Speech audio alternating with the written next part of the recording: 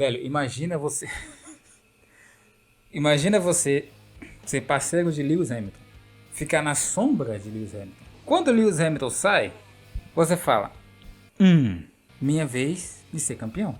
Agora eu deixo com o pai que o pai resolve. Aí chega um caba, chega um moleque, tal de Kim Antonelli, e começa a pilotar. Você fica, vou ensinar esse moleque, ele é novato, papapá, tranquilo, amizades. Só que esse moleque começa a dar resultado. Esse moleque começa a fazer pole position, esse moleque começa a ganhar, esse moleque começa a ganhar em Mônaco. E você achando que seria o próximo Lewis Hamilton da Mercedes, percebe que se tornou o próximo Valtteri Bottas. E a única coisa que eu sei é que ontem eu passei a tarde inteira como um adolescente pau no cu.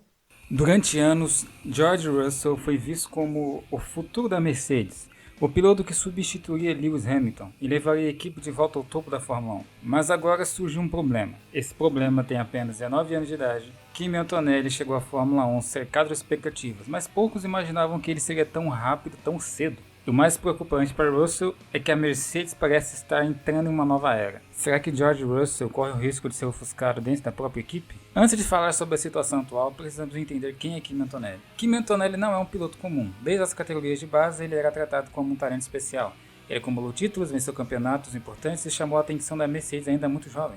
Enquanto muitos pilotos passam anos tentando entrar na Fórmula 1, Antonelli já era preparado pela Mercedes como uma futura estrela. Quando a equipe decidiu promovê-lo, muitos acreditaram que seria necessário um período de adaptação, mas o que aconteceu foi exatamente o contrário. Antonelli começou a entregar resultados imediatamente. O plano parecia simples. George Russell seria o líder da equipe. Ele já possuía experiência, vitórias e temporadas completas na Fórmula 1. Antonelli seria o novato, o aprendiz, alguém que levaria alguns anos para atingir seu potencial máximo. Mas a Fórmula 1 raramente segue planos. Quanto mais corridas aconteciam, mais Antonelli mostrava velocidade. E aos poucos, a diferença entre professor e aluno começou a desaparecer. E é aqui que a situação começa a ficar complicada. Quando um jovem piloto entra na equipe e apresenta resultados semelhantes aos de um piloto experiente, as perguntas começam. Quando esse jovem passa a vencer corridas? George Russell continua sendo um excelente piloto?